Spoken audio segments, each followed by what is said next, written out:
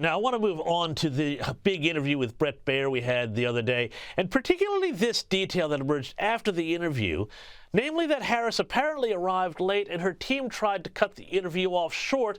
Here's a little of what Bret Baier had to say.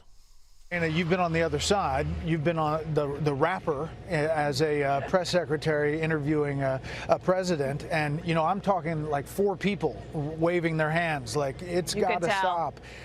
So, Martha, I had to dismount there at the end. Stephanie, what did you make of that? I thought that was pretty obvious that they were trying to end it and run out the clock almost like it was the last quarter of a football game. As a viewer, you did get the sense that there was a hard rap going on behind the scenes, the old hand wave and circle going on, because it seemed uncomfortable for the host. And it is just totally disrespectful that they showed up so late, knowing the timeline that the show had to turn this interview around. I will say that Bret Baier, he did a fantastic job on asking some of the most important questions that the American voters want to know about, which is immigration and the economy. And I was just like jaw dropped that VP Harris didn't come in fully prepared for this interview. It wasn't that hard. There weren't really any gotchas going on there. Bret Baier asked her fair questions on relevant issues, and she still didn't want to take this opportunity to answer those for the American people.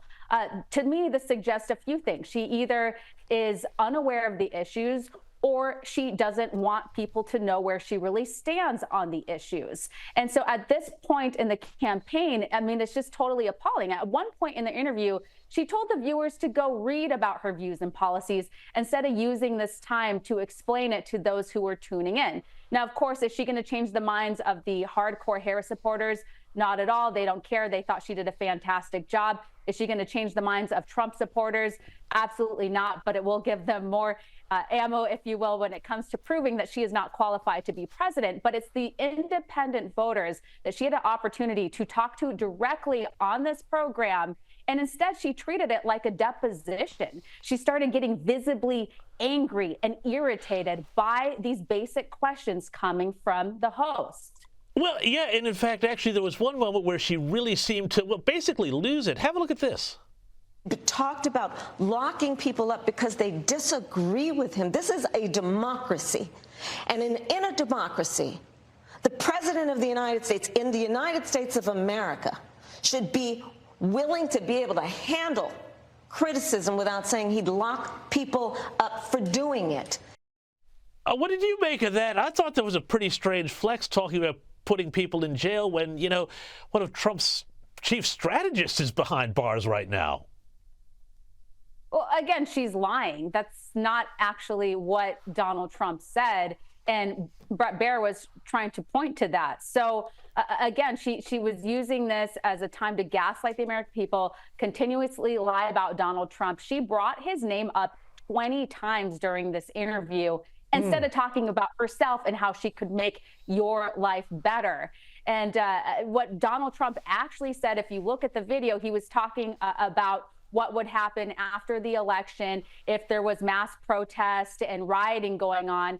He was saying that those people would have to face the law. He didn't say which side. He didn't say, oh, we're going to go after Kamala Harris supporters. That's just not true. But this is what always happens to Donald Trump. The media and the left take him out of context, and then they write these headlines, and then they regurgitate the talking points on the mainstream media, and they just hope that people aren't smart enough to look into it for themselves instead of just believing what is being said. And what do you think about this with her broader media strategy? Because it's like, you know, they hid her away for so long, and now she's doing everything. She's even doing Fox News. She's done the really raunchy sex podcast, Call Her Daddy. Is this desperation, or is there a method to all of this?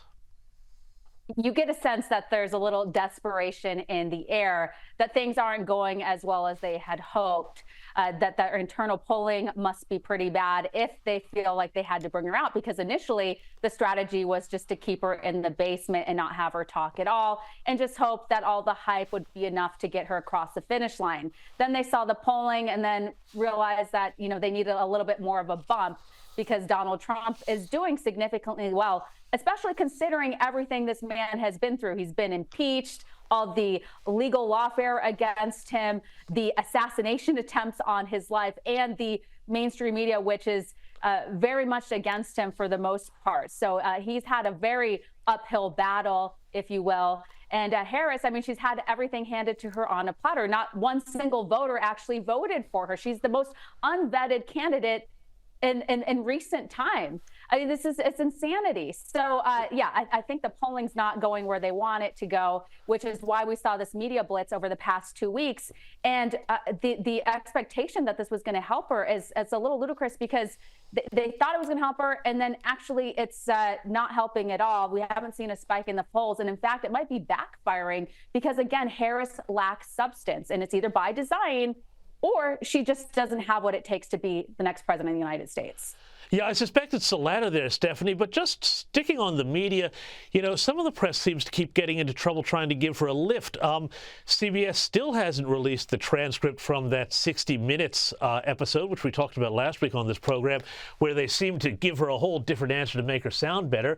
And now Speaker of the House Mike Johnson, he has accused CNN, or CBS rather, of selectively editing an answer about hurricane relief in North Carolina.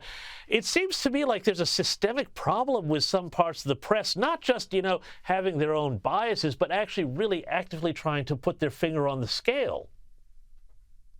I am young enough to remember when CBS was a credible news organization. In fact, I worked for one of their affiliates. That was my first job as a TV news reporter in Yuma, Arizona. And I really looked up to the national host. What is happening right now is proving to be that this news organization is more like a propaganda machine and an arm of the Democratic Party. And the fact that they won't release the transcripts is so revealing. It's either they did a bad and unethical job with the interview, or that Harris completely fell flat on her face and they were trying to boost her, or maybe both. But this could all be resolved if they just release the transcripts, which is not, you know, out of the ordinary. That's what news networks do when they have sit-down interviews with important political people.